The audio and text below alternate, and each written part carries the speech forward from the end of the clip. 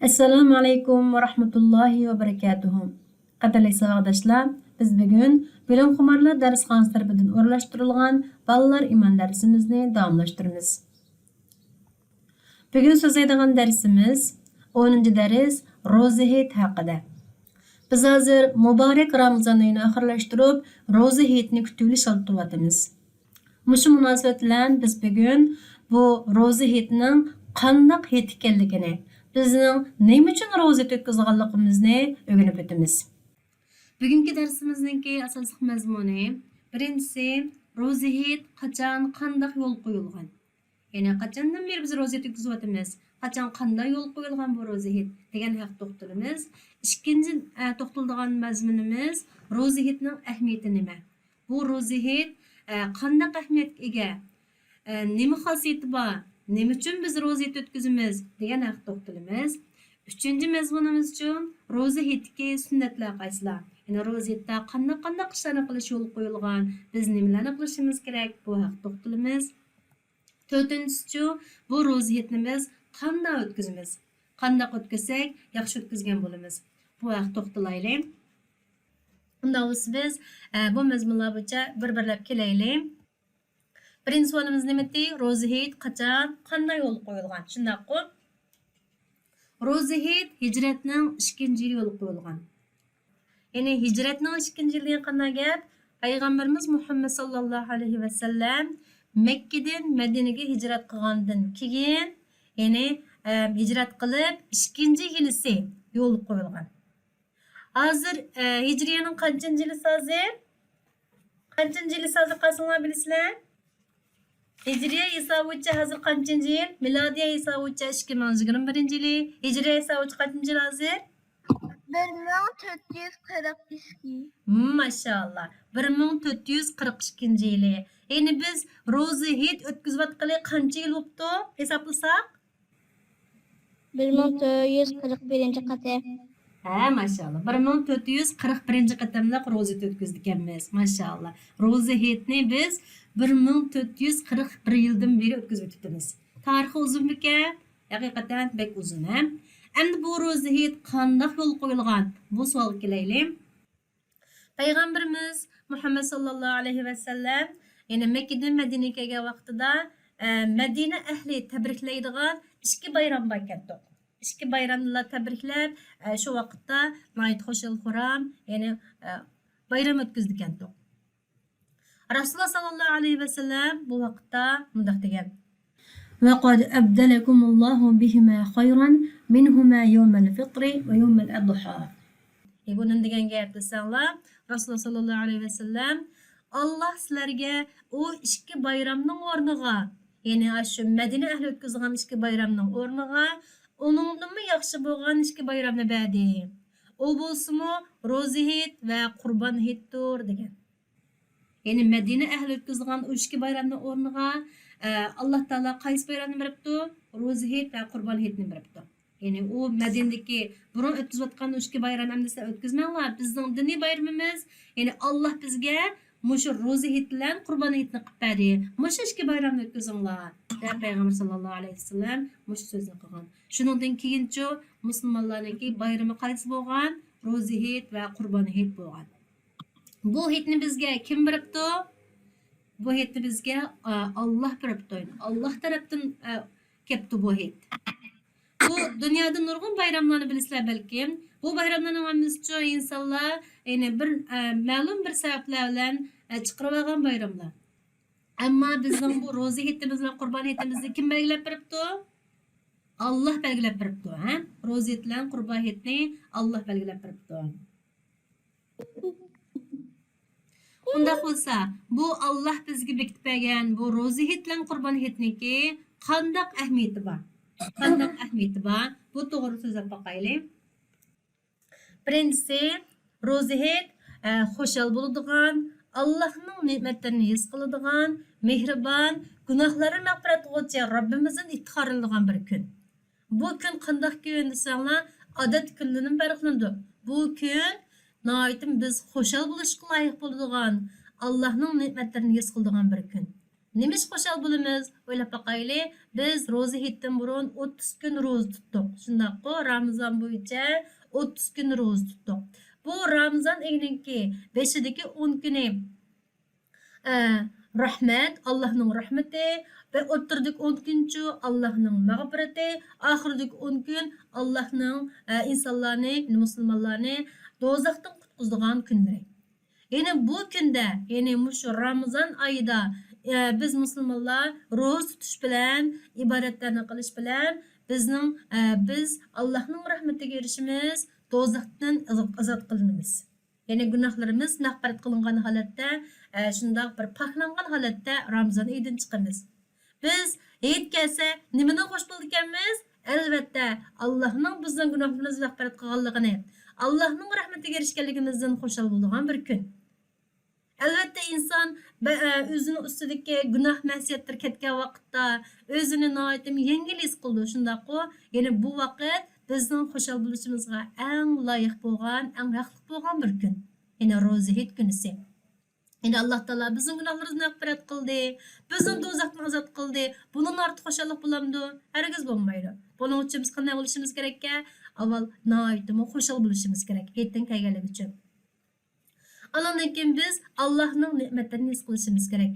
Ya'ni Ramazon oyida biz atdigan zo'rliq yeb, kechquruncha ro'za tutib, qanday qotimiz hozir kunduzlari och suvsiz yuryapmiz. Shundaqmi? Bu vaqtda biz ashundaq kambag'al kishilarningki, och qolganlarningki dardini his qildikmi? His qildik. Yani Allah'ның nimetleri nima degan güzel deb her qatımlıq iftarlıq yemeğe tamaq yegan vaqtimizda naytim xoş bo'tamizlar, bek xoş bo'tamiz. Shundaqmi? İftar qilishninki, tamaq yeyishninki lazzatini tig'im his qilyapmiz. Yani biz mushu ro'za Ramazondan keyin Allohning ne'matlarini tig'im bek his qiladigan vaqt. Yine-chu mehribon Rabbimizning bizning gunohlarimizni mag'firat qiluvchi bo'lgan bu Rabbimizdan-chu iftixorlanadigan bir kunimiz. Alloh gunohlarimizni mag'firat qilibdi deb noyatimi yengillik bilan qo'shil bo'ladigan bir vaqt. Bu hitninki birinchi ahamiyati. Biz qo'shil bo'lishga albatta loyiq. Shundaqmi? Bundan boshqa bizning qo'shil bo'lishimizga loyiq bo'lgan yana bir kunchi Qurbon hit. Qurbon hit to'g'risida biz Qurbon hitga yaqin dars so'zlaymiz inshaalloh. Ondaqda ro'za hitning ahamiyatining ikkinchisi qarab baqayli. Bu ro'za hitda urug' tuqqan do'st birodarlar bilan ko'rishadigan, aloqa va do'stlikni yanglaydigan bir fursat. Ro'za hit qanday qilamiz? Biz urug' tuqqanlarimiz bilan ko'rishimiz. Eng avvalchi ota-onalarimizni yo'qlaymiz, cho'nglarning qishig'i boramiz. Ondan keyin urug' tuqqanlarimizning qishig'iga, do'st birodarimizning uylariga boramiz. Shuning bilan uzun vaqt ko'rishmagan bu do'st birodarlar, urug' tuqqanlar jam bo'ladi bu hit bilan. Ba'zi deb ketimiz, agar mushu hit bo'lmagan bo'lsa, mushu yildan yilgacha ko'rishmaydigan o'tadi ekanmiz deb deyishib ketimiz. Shundaqmi? Ya'ni bu hitning xosiyati bilan biz urug' tuqqanlar, do'st birodarlar ko'rishib, aloqamizni, do'stligimizni yangilaydigan bir fursat. Uchinchisi desanglar, bu hit sil rahim yetkazadigan bir vaqt. Sil rahim degan nima degan gap desanglar, o'zaro yordam qiladigan deb tushensanglar bo'ldi. O'zaro yordam qiladigan vaqt. Ya'ni yo'qsullarga yordam qiladigan, yetimlarga yordam qiladigan. Yani bu sil rahim yo'qsul yetimlarga bo'lmaydi, balki ota-ona, qarindoshlarga bo'ladi. Biz hitda qana qilamiz, ota-onamizning, qarindoshlarimizning, do'st birodarimizning uyiga sovg'a salomlarni ko'tarib boramiz. Mushumi bizning sil rahim yetkazganligimiz. Yani shunday sil rahim yetkazadigan, o'zaro mehribonliklarimizni his qildiradigan bir vaqt. Yani bu vaqt musulmonlar orasini isloh qiladigan, adolat va ko'ngil og'riqlarini tug'diradigan bir fursat. Mushu vaqtda nurg'un insonlar adovatlashib qolgan bo'lsa, bir-birisidan ko'ngli og'rib qolgan bo'lsa qanday qiladi? Hitning xosiyati bilan bir-birisini afv qilishidi. Qaytlatdan berish kelishdan boshlab munosabat qiladigan, ya'ni o'zaro oraliqdagi munosabatlarni isloh qiladigan bir vaqt. Ya'ni men adlashtirib bu vaqt qanday ro'za hit? Musulmonlar o'zaro adovatlashib qolgan bo'lsa, ko'ngli og'rib qolgan bo'lsa-chu, mushu hitning bahanasi bilan, ya'ni hitning xosiyati bilan bu ko'ngli og'riqlari butunlay tugaydigan bir fursat. Ondan keyinchi bu ro'za hit Rasulullohning sunnati. Ya'ni Rasululloh ro'za hitni, Rasulullohning davridan boshlab ro'za hit boshlangan Rasulullohning sunnati. Ro'za tutganligimiz uchun Allohning bergan mukofoti. Biz bu ro'za hitni Allohning bergan mukofoti deb tushunsak bo'ldi. Ya'ni ey bandam 30 kun ro'za tutib, och suvsiz kunduzlari jafo tortdinglar, ko'p oqshomlari uxlamay ibodat qildinglar. Endi mushundaq men uchun itoat qilganliginglar uchun, menga ibodat qilganliginglar uchun men sizlarga bir mukofot beray deb Alloh taolo bizga qanday qilibdi? Ramazon oyidan keyinlam, ya'ni bizga ro'za hitni bizga beribdi. Bu nima ekan? Allohning bizga bergan mukofot ekan. Onun başçı bu hitda bir şehrdeki Müslümanların hemmisi hit namazı okuş için bir mescid toplaşıdı. Şuna koy mescid toplaşıp hemmisi namaz okuydu. Bu şu hit namazı bütün bir şehrdeki bir Müslümanların ki bir yere kelip toplaşılgan bir fürseti. Bu şu hit namazının sebebiyle bütün Müslümanlar bir yere toplaşıp, özüra görüşüp, salamlaşıp kılıdı.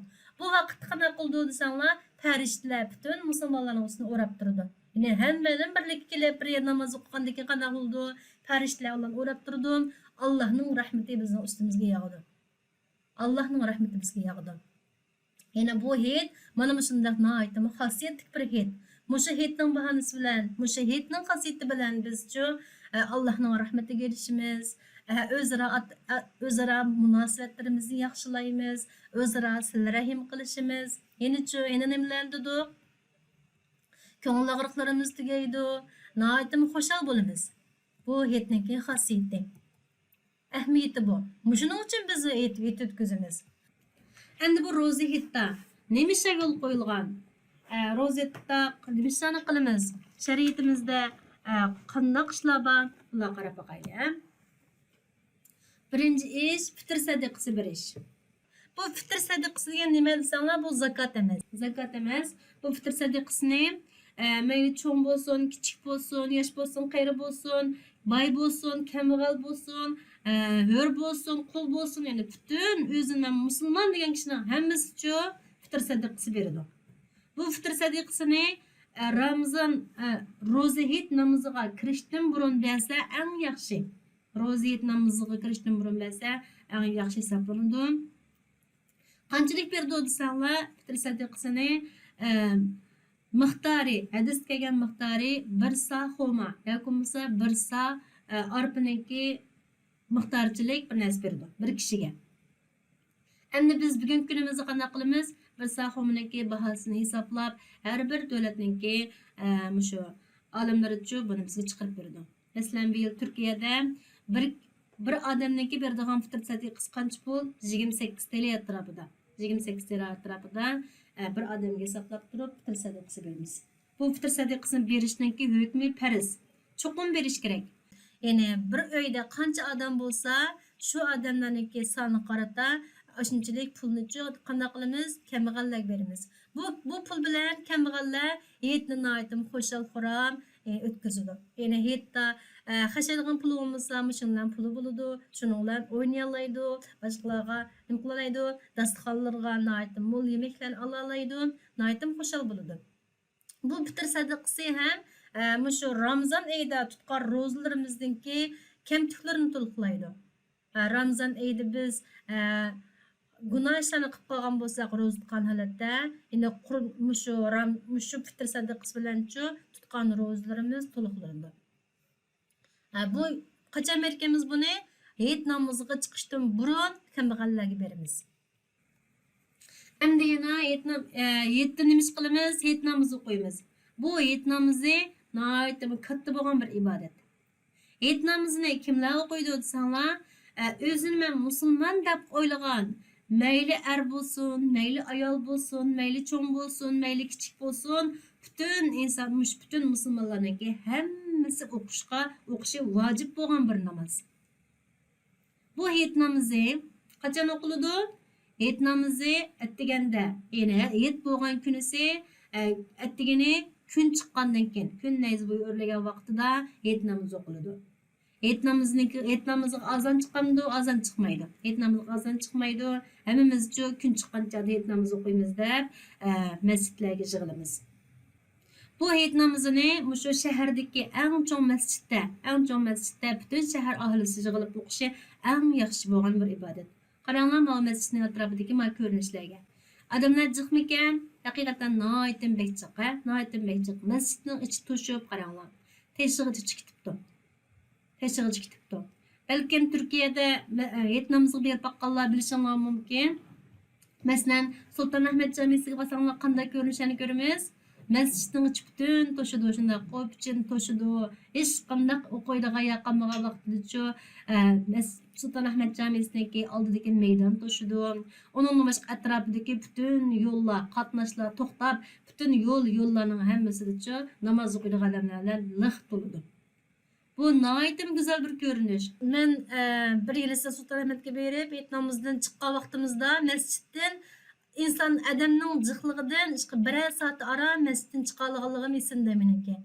Naytim bek avat bolgan bir görünüş hemdi. Bu hayit namazdan keyin çoğu insanların köngüldeki, çıraydaki hoşallıqni ko'rsanglar, acayip bir hoşallık. Hammadan yaqinlari telefon qilayotgan, ahvol so'rayotgan, tunmaydigan musulmonlar bir-biriga salom berayotgan, nahaytimi hoşallanarlik bir ko'rinish. Hayit namazga berib baqqanlar bormi oranglarda? Berib baqmagan bo'lsanglar, bu yildan boshlab hayit namazga billa beringlar. Bulamdi? Apdadanglar bilan, apanglar bilan yig'ilishib hayit namazga beringlar. Aytam katta. Hayit namoziga. Mamma ketkim ba ama dadam meni aytgan qilib turmanliq. Davos o'zing aytgan qo'ping. Aytgan qo'pib, yetiq kiyimlardan kiyib, tayyor bo'lsangiz javob beradi. Endi hayit namozini biz qanday o'qiymiz? Hayit namozi qanday o'qiladi? Degan to'g'risini so'zlab beraysizlarga. Hayit namoziga berib qolsanglar, namozni qanday o'qishni bilmay qolmanglar. Hayit namozi 2 rakat namoz. Bandatning 2 rakat namozini o'qiymiz-ku, shuni o'xshash 2 rakat namoz. Buning faqat o'xshamaydigan yeri qanday desanglar, birinchi rakatida, namozniki birinchi rakatida başlash takbirdan keyin Allohu akbar deb namozni boshlaymiz-ku. Mush başlash takbirdan keyin 6 takbir var.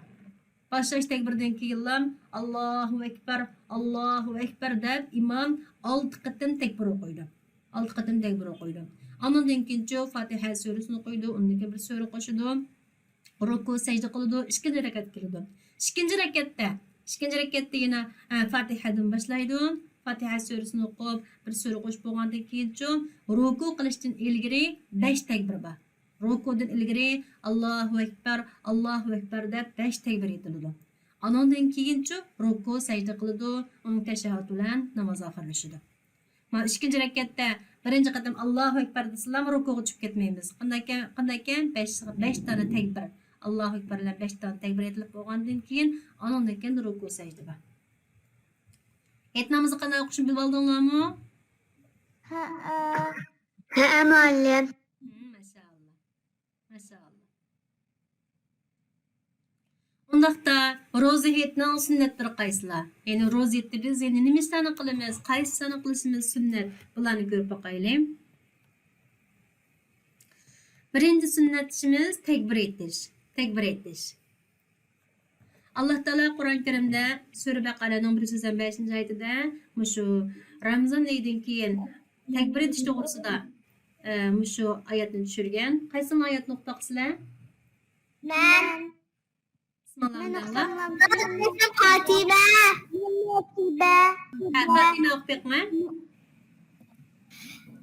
Ve Bismillahirrahmanirrahim.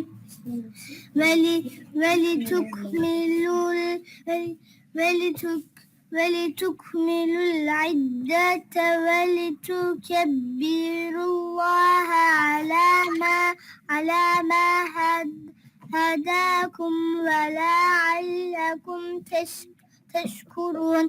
Sizlerni hidayet kılganlıkıga Allah'ını ululuşunu onun inamlarına şükür kılışınlarını halaydı. Maşallah. Qarama. وَلِتُكْمِلُوا الْعِدَّةَ yani muş iddetni Ramazan ayını 30 gün toşquzunlar. وَلِتُكَبِّرُوا اللّٰهَ deydi. عَلَى مَا هَدَاكُمْ Allah'ın seni hidayet kılgınlığı için tekbir ettiğinler. Tukebbirullaah Allah'ın ululuğunlar diye. Allah'ın ululaş ne buludu? Qaysı kelimeler buludu? Allahu Ekber diyen kelimeler buludu. Tekbir ettiğinler. وَلَعَلَّكُمْ teşkurun. Yani Allah Teala onun inamlarına şükür kılışınlarını halaydı. Deydi. Müştərdik qanday qilamiz? Tekbir etimiz. Tekbirni qanday etimiz? Ma tekbirni qaysini o'qib boqsizlar? Ben Nasibe, ben okusam bulamam. Nasibe o'qib. Ben Hadice.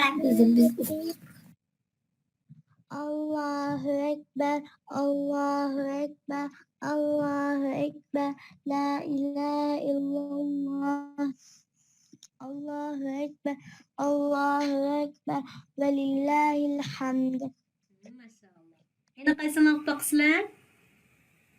Ben okusam. Fatina. O'g'il bo'ldi bir sano o'qib boqinglar. Allahu Ekber, Allahu Ekber, Allahu Ekber, La ilahe illallah, Allahu Ekber, Allahu Ekber, ve lillahil hamd. Maşallah. Tekbirni qanday aytadi ekanmiz o'rganib oldinglarmi? Yana ro'zatda tekbir etamiz. Undaqda bu tekbirni qanday vaqt etamiz? Tekbirni qachon boshlaymiz va tekbirni qachon oxirlashtiramiz? Bu to'g'ri so'zlab boqaylik.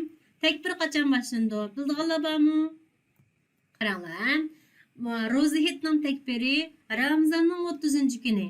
Ramazonning 30-kuni, ya'ni Shavvol oyiniki hilol oyini ko'rish bilan boshlandi. Shavvol Ramazon oyidan keyin Shavvol oyi boshlandi. Shundaqmi? Shavvol oyining kirganlik hilol oyini ko'rish bilan boshlandi. Endi hilol oyini ko'ramisak qanday qilamiz? Kunning o'ltirish bilan boshlaymiz. Ya'ni Ramazonning 30-kuni kun o'ltirdi. Ya'ni iftonni qilib bo'lgandan keyinchi biz ayni ko'rsak, ayni ko'rgan vaqtda, ayni ko'rmay qolsakchi kun o'ltirgan vaqtimizda tekbir etamiz. Tekbirni qanday aytishni bilib oldinglar. Unda bo'lsa, ya'ni ash vaqtgacha tekbir etamiz, ertagini qo'pmi tekbir etamiz, bamdatdan keyin tekbir etamiz. Bu tekbirni ichimizga yetsa ham bo'ldi, teshimizga qilsa ham bo'ldi. Ya'ni bir ish qilgash, nimani ish qilsak, og'zimizdan tekbir tushmasa kerak. Endi bu tekbir qachon oxirlashadi desanglar, mush imom hayit namozi o'qishga munbarga chiqadi-ku. Imomninki mush hayit namozi o'qishga munbarga chiqish bilan tekbir oxirlashadi. Namoz o'qib bo'lgandan keyinchi tekbir tugaydi. Yine birinci sünnetimiz bu ki tekbir ekan. Endi ikkinchi sunnat amalchi desanglar, hayit namozdan burun taqsanda xurma yeyish. Hayit namoziga chiqishdan burunchi Payg'ambar alayhisolamning sunnati bo'yicha sanab turib taqsanda xurma yeymiz. Taqsan degani nima? 1, 3, 5, 7 degandek. Taq holatda xurma yeb, xurma bilan noshta qilib turib, andan keyin namozga chiqamiz. Agar shunday qilsak qanday bo'lamiz? Payg'ambar alayhisolamning sunnatiga amal qilgan bo'lamiz. Alloh bizga ko'plab savob yozadi. Bildinglarmi? Maşallah. Üçüncü sünnetimiz. Üçüncü sünnetimiz hayit namazı o'qish uchun masjidga mengib berish. Masjidga mengib putimizdan basaqchi Alloh navoitim ko'p savob berdi. Mangan har bir qadamimizga savob berdi. Hayit namazı uchun masjidga mengib berish navoitim afzal. Agarda masjid yiroq bo'lib qolsa, mashinadan boshqa hech qisi yo'q. Ishim bo'lmaydi, ha? Lekin masjidga mengib bag'il bo'lgan ahvol bo'lib qolsa, ertagan qo'pib, bomdatimizni o'qib bo'lgandan keyinlamchi masjidga mengib qolsak, Alloh navoitim ko'p savob berdi. Andan keyingi sunnatimiz masjidga borgan va qaytgan chog'da boshqa yo'llardan mengish. Masalan, masjidga mangan chog'da bir yo'ldan borgan bo'lsak, qaytgandan keyin yana bir yo'ldan qaytishimizchi bu bir nəhayət mühim sünnətlərdən birisi. Nima uchun bunday qilamiz? Nimishqa o'xshash yo'llar maqsad bo'lmaydi? O'xshash yo'llar maqsad bo'lmaydi deb o'ylab qolishingiz mumkin. Ya'ni hammamiz masjidga borguncha takbirlarni aytib boramiz. Shundaqmi? Ba'zilar oshkora ullik etadi erlar, ayollar ichida aytadi. Shundaq takbirlarni aytib boramiz. Kagichi bo'lmag'imiz, yana shundaq masjidga bütün musulmonlarning hammasi masjidga boradigan bo'lganligi uchun bu kunisi masjidga berib kelish yo'llari qanday bo'ldi? Noyat avatlashadi. Nəhayət məvatlışıdı. Əgər biz birli yolla məngmay, həmmə yolla məngsaqçı, bütün yolla bayram şadlığı doludu. Həmmə yolladan bayram şadlığı buludu. Əgər də gayrimüslimin, musulmon bo'lmagan bir kishi mushu jaholatni ko'rsadim deydi, voy musulmonlarni bugun cho'ng bayram bo'pti deb hammasi bu bayramning bo'lganligidan xabar topadi.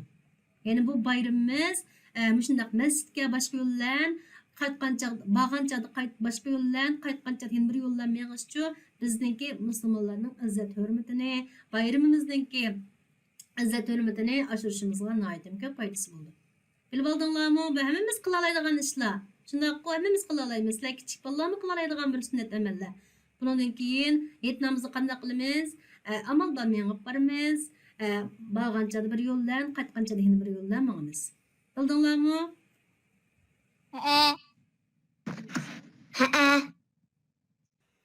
Onun başqa hayitda nima qilamiz desanglar, chiroyli yangi kiyimlarni kiyish bu sunnat.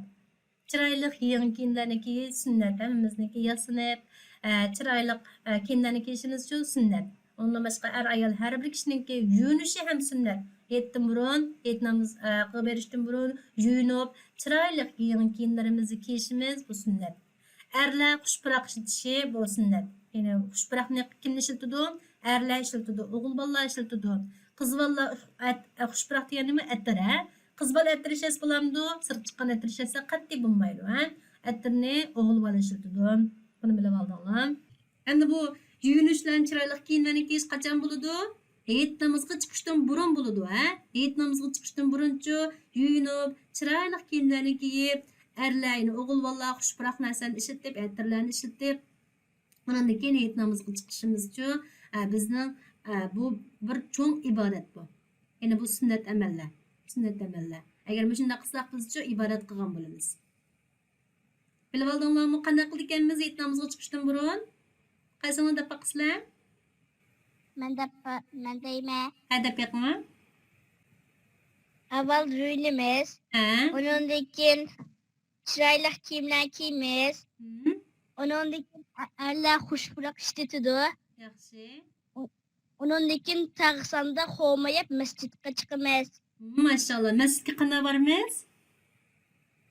Tag'sanda xo'mayib uni ashtaq ketamiz. Maşallah. Masjidga amal bilan mengib boramiz. Shundaqmi? Manganchada bir yo'ldan, qaytganchada yana bir yo'ldan qaytamiz. Maşallah. Unda bo'lsa yana qanday sunnatlar bor ekan qaranglar. Qabrlarni ziyorat qilish. Hayit kunisi qabrlarda bizningki ata-onalarimiz bo'lsin, cho'nglar bo'lsin, urug'-tuqqanlarimiz, do'st birodarlarimiz qabrlari bo'lsin, mushu qabrlarni ziyorat qilishmi hayit kunidagi sunnatlarning qatoridir. Bu qabrni ziyorat qilishni maxsus mushu hayit kunida qilish bu yaxshi emas. Ya'ni qabrlarni har vaqt ziyorat qilib turish kerak, har vaqt o'limni eslab turish kerak. Bildinglar, ha? Endi ro'ziyatni qanday o'tkazamiz degan savolga kelaylik. Bayatdan biz nimalarni so'zlab o'tdik? Ro'ziyatning qachon, qanday yo'l qo'yilganligini, bu ro'ziyatda nima ishlarni qilishimizning kerakligini, sunnat va vojiblarni, yana-chu ro'ziyatningki ahamiyatini, xosiyatini so'zlab o'tdik. Endi biz bu ro'ziyatni qanday o'tkazamiz? Qanday o'tkazamiz degan masalaga kelaylik. Biz Uyg'urlar bu ro'ziyatni burundan tortib musulmon bo'lgandan boshlab o'tkazib kelayotgan, nihoyatda cho'ng bo'lib o'tkazib kelayotgan bir millat. Ro'ziyat kelishdan burun biz qanday qilamiz? Har bir uydagilar uyni chiroyli tozalaymiz, hammani pok-pok tozalab, undan keyinchi har xil hidliq pishiriqlarni pishiramiz, sangizlarni solamiz, har xil pechini pralnik pishiriqlarni, tatliq narsalarni pishiramiz. Hayit uchun nurg'un tayyorliklarni qilamiz. Yangi kiyimlarni sotib olamiz, shundaqmi? Bu bizning har vaqt qilayotgan ishimiz. Endi burunqi vatanda yoki bo'lsa cho'nglarimiz hayitni qanday o'tkazadi desanglar, men qaranglar, bu burunqi rasm. Ya'ni butun insonlarning hammasi, ya'ni musulmonlarning hammasi ro'za hayit namozini masjidda o'qib, undan keyinchi erlarning hammasi bir jamoat bo'lib, bütün mahalladagi hamma uylar kiradi. Avval shundaq ojizlarning, yetimlarning qishiga kirib, ularning ahvollarini so'raydi. Ish qilib kirmagan uylar qolmaydi. Bütün hammalar bir-birisining uyiga kirib, hol ahvol so'rashib, hayit o'tkazadi. Endi biz hozir musofirchilikda yashayapmiz. Urug' tuqqanlarimiz, ota-onalarimiz bu yerda bo'lmasligi mumkin. Shundaq-ku. Endi qanday qilamiz? Bizning do'st birodarlarimiz bor, musulmon qarindoshlarimiz bor. Mushu qarindoshlar o'rtasida shundaq yetliq ta'tlash, yetliq hol so'rashni cho'qim qilishimiz kerak. Endi bu bir yil endi virus bilan bunaq berib bo'lolmaymiz, endi yetilish bo'lolmaymiz deb qanday qilamiz? Hech bo'lmasa hech kunisi uchun o'zaro telefon orqali bo'lsinmi bir-birimizning ahvollarini so'rab, o'zaro o'tirimizdagi munosabatni cho'qim yaxshilashimiz kerak. Endi sizlar deb yaqinlarchu, hayitni qanday o'tkazsak bo'ldi? Ya'ni Alloh taolo bu hayitda nihoyatim xushal bo'linglar debdi bizni. Bu hayitda hattoki bizning xushalligimiz uchun Alloh taolo bizni ro'za tutishdan cheklagan. Ro'za hayitda Qurbon hayit kunisi ro'za tutishni harom qilgan. Ro'za tutmanglar u kunisi. Nihoyatim xushal bo'linglar. Allohning ne'matlaridan yanglar, tasqinlarni mo'l qilib, nima topsanglar shuni yeb, nihoyatim xushal harom o'tkazinglar, o'zaro birga kelib jam bo'linglar deb bizga bu hayitni qilib beribdi. Endi biz bu hayitni qanday o'tkazishimiz kerak? Valloh sizlardan so'rab boqay, sizlar javob berib qo'yinglar. Ben desem Lamda. Hadanga.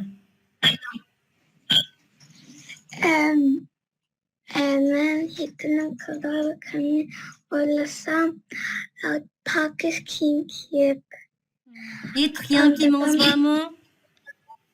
ba Ha, maşallah. Ha. hem dadamla kakştetmey. Dadangizni qoqishtirib etmang. Yaxshi. Yetib pul elib, ha. Etlik pul besiz saklap koyup hecge. Maşallah. Mushu cho'nglarniki bolalarga yetib pul berishim uchun sil rahimni qatoriga kirdi ekan. Ya'ni yetib pul berishmi bizniki mushu yetninki ahamiyatining birisi. Yetib pul bas qo'shilamizlarmi? Acayip. Ha, maşallah. Hozir masalanga mushu yaqindan beri ro'za hayit, Qurbon hayit bo'lsa, boshqa yerga sayohat ketadigan ishlar paydo bo'lib qoldi. Ya'ni mushu hayitga tayyorlik qilish, hayitda mehmon uzatish, nihoyatim tashkil ekan deb ba'zi ayollar qoqshaydigan holat shakllanib qoldi. Endi men o'ylayman, bu ro'za hayitda, Qurbon hayiti bo'lsin, hayitlarda chiroyli qashtaq o'ylarni tozalab, dasturxonlarni silib, pishiriqlarni pishirib, boshqalarni mehmon qilishning o'zimi nihoyat xo'shamlarlik bir ish. Shundaqku bu ishni biz herib qoldik, biz charchab qoldik deb o'ylamasdan bir xo'shallik his qilish bilan o'zimizga bir xo'shallik bir ish deb bilsakchi, biz charchab qolamizmi, charchab qolmaymiz. Endi boshqalar deb yaqinlarchi, yetni qanday o'tkazishni o'ylayapsizlar? Dostlarımda internette aranışıp, yetlik salam edip, Maşallah. dadam öğrenci yetlik salam rap diyentek şu. Maşallah. Yine biz yetti qanday qildik ekanmiz? Attigani tayyorliklarimizni qilib, boyadan degandek yuyinib, chiroyli kiyimlarimizni kiyib, o'g'il bola xushbaraqlarni ishlatib, taxsandagi xomlarni yeb, nashta qilib, masjidga borar ekanmiz. Masjidga berib, namoz o'qib bo'lgandan keyin biz o'zaro cho'nglardan, o'qituvchilarimizdan, do'stlarimizdan, urug' tuqqanlarimizdan hammasidan hol ahvol so'rab, hayitlik salom yo'llashimiz kerak. Ya'ni mumkin bo'lsa hammasini uylariga berib, hayit ba'zi o'tkazishimiz kerak. Bu bizning yetti qilgan ishlarimiz. Endi bugungi kunlarda o'tgan yildan beri virus sababli hayitlarda talaga chiqamaydigan holat shakllanyapti. Hayit o'tkazolmayapmiz. Ammo shunday bo'lsa biz qanday qilamiz? Endi nima qila olamiz? Bizning qo'limizda telefon bor, shunday kompyuterlar bor. Hech bo'lmasa, mush telefonlarimiz bilan bo'lsinmi, urug' tuqqanlarimizga, cho'nglarga, tanish bilishlarga, do'stlarimizga hammasiga telefon qilib, hayitlik salom yo'llab, ahvol so'rashib, shunday o'tkazsak, nihoyatda yaxshi o'tkazgan bo'lamiz. Bu kunda, bu ro'za hayit kunisida Alloh taolo bizni xushal bo'linglar deb bizga mukofot qilib beribdi. Shundaqku bu Allohning bizga bergan mukofot ekan. Agar o'ylab yaqinlar shu dunyoda bir mukofotga erishmoqchi bo'lsak, bu mukofotni biz topshirilish uchun nimalarni qilamiz? Cho'ng bir murosimlarni tashkillashimiz mumkin. Chiroq kiyimlarimizni kiyib, shu mukofot olish murosimi uchun ko'p tayyorgarlik qilishimiz mumkin. Bizmi shunga o'xshash, ya'ni bu Allohning bergan mukofot bo'lganligi uchun bu ro'za hayit uchun, shu mukofotni qabul qilishimiz uchun bir tayyorgarlik qilishimiz kerak. Tayyorgarlik qilishimiz kerak. Shu kunda qanday qilamiz? Shu mukofot bo'lgan bir kunda aytdim, xushallik bilan o'ynab, kulib o'tkazishimiz kerak. Endi biz Uyg'urlarning beshiga nurg'un kulfatda kelayotgan bugungi kunda shu hayitlarda, bo'libmi chet eldagi shu qarindoshlarimiz ro'za hayit bo'lsin, qurbon hayit bo'lsin, hayitlardan aytdim, ko'ngli yerim, yig'lab o'tkazayotganlar nurg'un kishilar bor. Yani ata-onamiz yo'q, urug' tuqqanlarimiz yo'q, boradigan yerlarimiz yo'q deb aytdim, ko'ngli yerim o'tkazayotgan nurg'un insonlarimiz bor. Ammo biz bu ro'za hayitni, Alloh taolo bizga mukofot qilib bergan bu ro'za hayitni xushalliklar o'tkazishimiz kerak.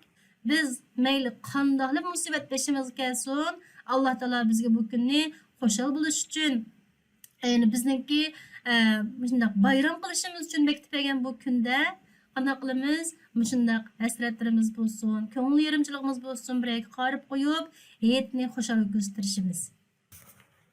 Ya'ni biz bu muborak hayitni-chu g'am qayg'imiz bilan, ko'ngil yerimchiligimiz bilan o'zbosaq bo'lamdi, bo'lmaydi. Xushallik bilan qarshilab, xushallik bilan o'zishga tirishaylik. Shuningga qanday qilamiz? Ko'nglimiz nimadan xush bo'lsa, shuni qilamiz. Boradigan yerlarimiz bo'lsa, boradigan yerlarga boramiz. Hech bo'lmasa, hech qanday boradigan yerimiz bo'lmasa-chu, uyda chiroyli dasturxonlarni silib, har xil nima topsak hamma narsani tizib-chu, o'zimizga yet qilib, ko'nglimizni xush qilishtirishimiz. Bu bizniki Allohning bizning ustimizga haqqi bu. Yani Allah Teala biz shunday bir mukofot qilib bu hayitni berdi. Biz qanday qilishimiz kerak? Buniki haqqini ado qilishimiz kerak. Endi sizlar kichik bolalarga deydiganim hamda biz Uyg'urlarga nisbatan chet eldagi cho'nglarninki nihoyatim ko'ngli yerim. Endi kichik bolalar sizlar vatanninki qanday ekanligini, vatanning seg'inishini balki his qilolmaysizlar mumkin. Ammo cho'nglar nihoyatim bek buni his qilib shunlashqa hayitlarda ata-onalarninki cho'nglarning ko'ngli yerim qilishi mumkin. Shu vaqtcha kichik bolalar ularning ko'nglini olishga tirishishinglar kerak. Sizlar qila olasizlar inshaalloh. Hech bo'lmasa apanglar yig'lab qolgan bo'lsa, ko'ngli yerim qolgan bo'lsa-chu, bir qiziq choy damlab oldiga kelib, yeydigan narsalarni tizib, apanglarninki, ota-onalarninki ko'nglini olishtirisha olasizlar. Hech bo'lmasa chiroyli gaplarni qilib, akilab bo'lsin-chu, shu hayitni hammamizniki o'rtaq, xushal xo'ram o'tkazishimiz uchun hammamiz tirishchilik ko'rsatishimiz kerak. Qila olamsizlar? Ha. Qilamiz inshaalloh. Maşallah. Maşallah. Unda ustasini mushakkagicha. So'raydigan savolingiz bormi? Yo'q. Unda men sizdan so'rab qo'yay. Necha yildan ro'za hayitni sizlar qanday o'tkazyapsizlar? Qaysi so'zlab boqsizlar? Kim deb boqadi? Ben desem de deb bu vaqtlarni qanday o'tkazgan. So'nggi vaqtlarda dadam me'morlarni aklatdi, yoki biz me'morlarni uyga borardik. Shuning bilan ko'rishatdik, do'stlarimni ko'ratdim, o'ynatdim, shunday digitlik bo'lib yuradi, kelsa. Maşallah. Maşallah. Chiroyli kiyim kiydik. Ha, maşallah. Chiroyli kiyimlarni kiydik. Yana qasonlab boqsizlar? Ahmiyetli o'tgan ro'za hayitni bir son deb beqinglar. Men Deb beqman? okay, atganda qo'pib yan kiyimlarimizni kiyib, atlas kiyimlarni kiydirib, opam yan kiyimi beradi. Ha, maşallah. Yan kiyimi kiydirib, andin dada tamoqni yapıvandan keyin talaga chiqib, dadam masjidga berib namoz o'qilib, namozni o'qigandan keyin mashinaga chiqatdik. Mashinaga chiqqandan keyin dadam shu Uyg'ur do'stlarimlarning hammaga opiradi. Opirib andin kashlarni kelardik. Dadam, opam pul beradi. Dadamlarning og'illari, opamning do'stlari pul beradi. Pul bergandan keyin akam ikkimiz tanga bersa, her sumkamizga qo'yatdik. Qog'oz pul bersa, xajilib etdik. Voy maşallah. Nima oltыңlar yetti? Pulыңlarga? Hepqa oyuncak aladık. Bəsçaqlarda kompüter aladık. Maşallah. Evet, rahmetli ketibdi ekan, ha? Maşallah. Unda xo'sh, biz darsimizni xulosalab o'taylik, ha? Ro'za hitniki qachon yo'l qo'yilganligini bildinglar? Hijratning 2-yili yo'l qo'yilgan. Bu ro'za hit qanday yo'l qo'yilgan? Payg'ambar alayhissalom, ya'ni mushu Madinaga kelgandan keyin tabriklaydigan, Madina ahli tabriklaydigan ikki bayram bor ekan-to'q. Alloh taolochu bu ikki bayramni o'rniga ro'za hit bilan qurbon hitni almashtirib beribdi ekan. Shuning bilanchu ro'za hit va qurbon hit yo'l qo'yilibdi ekan. Mushuni bilib olsanglar bo'ldi, ha? Ro'za hitning ahamiyati nima ekan? Ro'za hit xushal bo'ladigan, Allohning ne'matlarini his qiladigan bir hit ekan. Undan boshqacha o'ra tuqqan do'st birodarlar o'zaro ko'rishadigan, aloqa va do'stlikni yanglaydigan bir fursat ekan. Undan boshqa sizlar rahim yetkazadigan, musulmonlarning orasini isloh qiladigan, adovat va ko'ngil og'riqlarimizni tugatadigan bir fursat ekan. Undan boshqa ro'za hit Rasulullohning sunnati, Allohning bizga bergan mukofoti ekan. Yenichu bütün shahar musulmonlarning hammasi to'plashadigan bir fursatga, ya'ni farishtalar o'rab turadigan, Allohning rahmati yog'adigan bir kun ekan. Endi bu kun yo'l qo'yilgan ishlar qaysi-qaysilar ekan? Fitr sadaqasi berish, endi buni cho'nglar qil do'stlar qilmaysizlar. Hit namoz o'qish, hit namozinchi kimlar o'qiydi ekan? Bütün musulmonlar, cho'ng kichik, ayol musulmonlarning hammasi hit namoz o'qish kerak. Hit namozini qanday o'qiymiz? Buni bildinglar. Ro'za hitda yana qanday sunnatlar bor ekan? Takbir etish, takbirning qanday aytilganligini bayatni so'zlab o'tdik. Takbirchi qachon boshlanadi ekan? Ramazonning 30-kuni kun o'tirishdan boshlanadi ekan. Imomdan keyin hit namoz o'qishga minbarga chiqish bilan oxirlashar ekan. Uning sunnatlardan hit namozdan burun taqsonda xurmo yeyish, masjidga mengib birish, masjidga borgan va qaytganda boshqa yo'llardan mengish, undan boshqa yuyinish, chiroyli yangi kiyimlarni kiyish, erlar xushpurak qishitish, qabrlarni ziyorat qilish qatorliq sunnatlar bor ekan. Undaq bo'lsa, bugungi darsimiz shu yerda tugadi. Hammalarning kelmoqchi bo'lgan ro'za hitdan muborak bo'lsin. Hayotni xushal-xuram, ko'ngilli o'tkazganimiz bo'lsin. İnşallah kelar soat dersimiz görüşelim.